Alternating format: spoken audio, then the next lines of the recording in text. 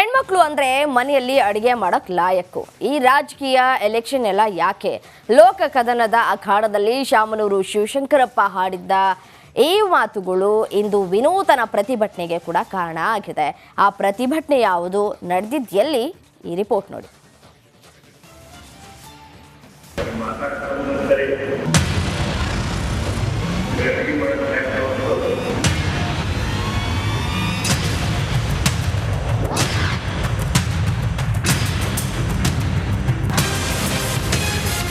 ಅಡುಗೆ ಮಾಡಲು ಬದ್ಧ ಕೆಲಸ ಮಾಡೋದ್ರಿಂದ ನಾವು ಮಹಿಳೆಯರು. ಮೂರಾದಿ ಸೇರೋ ಸರ್ಕಲ್ನಲ್ಲಿ ಶಾಮಿಯಾನದೊಳಗೆ ಕುಳಿತು ತರಕಾರಿ ಕತ್ತರಿಸುತ್ತಿರುವ ಮಹಿಳೆಯರು, ಅವರ ಮುಂದೆ ಉರಿಯುತ್ತಿರುವ 2 ಗ್ಯಾಸ್ ಒಲೆಗಳು. ಬೆಣ್ಣೆ ನಗರಿಯಲ್ಲಿ ಕಂಡು ಬಂದ ಈ ಸೀನ್ಗಳನ್ನ ನೋಡಿ ಇದ್ಯಾವುದೋ ಕಾರ್ಯಕ್ರಮಕ್ಕೆ ಅಡುಗೆ ಮಾಡ್ತಿದ್ದಾರೆ ಅಂತ ನೀವು ಅನ್ಕೋಬಹುದು. ಆದ್ರೆ ನಿಮ್ಮ ಊಹೆ ಸುಳ್ಳು. ಯಾಕಂದ್ರೆ ಇದು ಶಾಮನೂರು ಶಿವಶಂಕರಪ್ಪ ವಿರುದ್ಧ ಬಿಜೆಪಿ ಮಹಿಳಾ ಮೋರ್ಚಾ ನಡೆಸಿದ ವಿನೂತನ ಪ್ರತಿಭಟನೆ. ಶಾಮನೂರು ವಿರುದ್ಧ ಬಿಜೆಪಿ ಮಹಿಳಾ ಮೋರ್ಚಾ ಕಿಚ್ಚು. ಶಿವಶಂಕರಪ್ಪ ಮನೆ ಬಳಿ ಅಡುಗೆ ಮಾಡಿ ಪ್ರತಿಭಟನೆ.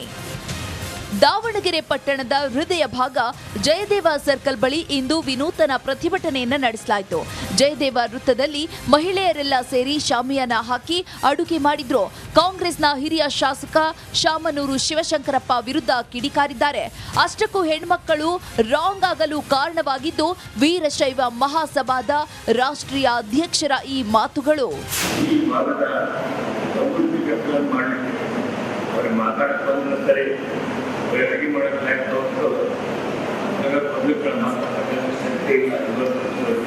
ಕೇಳಿದ್ರಲ್ಲ, ಮಹಿಳೆಯರು ಮನೆಯಲ್ಲಿ ಅಡುಗೆ ಮಾಡೋಕೆ ಲಾಯಕ್ಕು ಎಂಬ ಶಾಮನೂರು ಹೇಳಿಕೆಗೆ ಬಿಜೆಪಿ ಮಹಿಳಾ ಮೋರ್ಚಾ ಕಿಡಿಕಾರಿದೆ. ನಡು ರಸ್ತೆಯಲ್ಲೇ ಅಡುಗೆ ಮಾಡಿ ವಿನೂತನವಾಗಿ ಪ್ರತಿಭಟನೆಯನ್ನ ಮಾಡಿದೆ. ನಾವು ಅಡುಗೆ ಮಾಡಲು ಬದ್ಧ, ಜನಸೇವೆಗೂ ಸಿದ್ಧ ಎಂದು ವಾಗ್ದಾಳಿ ನಡೆಸಿದ್ದಾರೆ. ನೀವೇ ನೋಡ್ತಾ ಇದ್ದೀರಾ ಯಾವ ರೀತಿ ಇದೆ ಪ್ರತಿಕ್ರಿಯೆ ಅಂತ.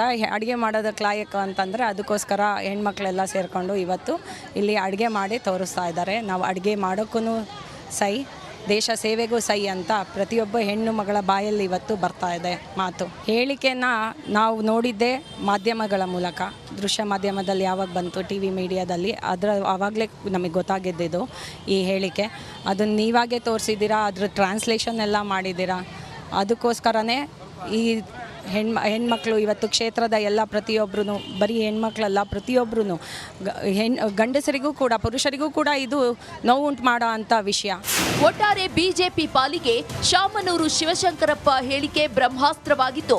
ಕಾಂಗ್ರೆಸ್ ಸಹ ಈ ಹೇಳಿಕೆಯಿಂದ ಅಂತರ ಕಾಯ್ದುಕೊಂಡಿದೆ. ಅಂತಿಮವಾಗಿ ಶಾಮನೂರು ಹೇಳಿಕೆ ಲೋಕ ಫಲಿತಾಂಶದ ಮೇಲೆ ಯಾವ ರೀತಿ ಪರಿಣಾಮವನ್ನ ಬೀರಲಿದೆ ಅನ್ನೋದನ್ನ ಫಲಿತಾಂಶವೇ ನಿರ್ಧರಿಸಲಿದೆ. ವಿಠಲ್ ಕ್ಯಾರವಾಡ್, ರಿಪಬ್ಲಿಕ್ ಕನ್ನಡ, ದಾವಣಗೆರೆ. ಮಾರ್ಕೆಟ್ನಲ್ಲಿ ಮೆಣಸಿನಕಾಯಿಯ ಬೆಲೆ ಕುಸಿದಿದೆ. ಅತ್ತ ಬೆಳೆಯನ್ನ ಮಾರೋದಕ್ಕೆ ಆಗದೆ, ಇತ್ತ ಸಂರಕ್ಷಿಸೋದಕ್ಕೂ ಕೂಡ ಆಗದೆ, ಕೋಲ್ಡ್ ಸ್ಟೋರೇಜ್ ಸಹ ಸಿಗದೆ ಅನ್ನದಾತ ಹೈರಾಣನಾಗಿದ್ದಾನೆ. ರೈತರ ನೋವು ಹೇಳುವ ಒಂದು ಸ್ಪೆಷಲ್ ರಿಪೋರ್ಟ್ ಇದೆ, ಬನ್ನಿ ನೋಡ್ತಾ ಹೋಗೋಣ.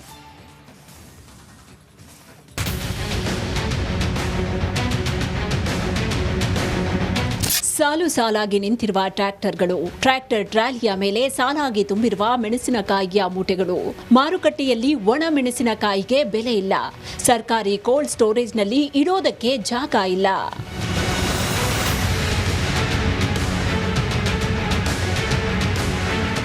ಹೌದು, ಯಾದಗಿರಿ ಜಿಲ್ಲೆಯ ರೈತರು ಈ ಸಲ ಹೆಚ್ಚಿನ ಪ್ರಮಾಣದಲ್ಲಿ ಒಣ ಮೆಣಸಿನಕಾಯಿಯನ್ನ ಬೆಳೆಸಿದ್ದಾರೆ. ಮಾರುಕಟ್ಟೆಯಲ್ಲಿ ಮೆಣಸಿನಕಾಯಿ ದರ ಕುಸಿದಿದ್ದು, ಬೆಳೆ ರಕ್ಷಣೆ ಮಾಡಿಕೊಳ್ಳುವುದಕ್ಕೆ ರೈತರಿಗೆ ಕೋಲ್ಡ್ ಸ್ಟೋರೇಜ್ಗಳ ಕೊರತೆ ಎದುರಾಗಿದೆ. ರೈತರ ಸಂಕಷ್ಟವನ್ನೇ ಬಂಡವಾಳ ಮಾಡಿಕೊಂಡಿರುವ ಖಾಸಗಿ ಸ್ಟೋರೇಜ್ ಮಾಲೀಕರು ದುಪ್ಪಟ್ಟು ಹಣವನ್ನ ವಸೂಲಿ ಮಾಡಿಸಿದ್ದಾರೆ.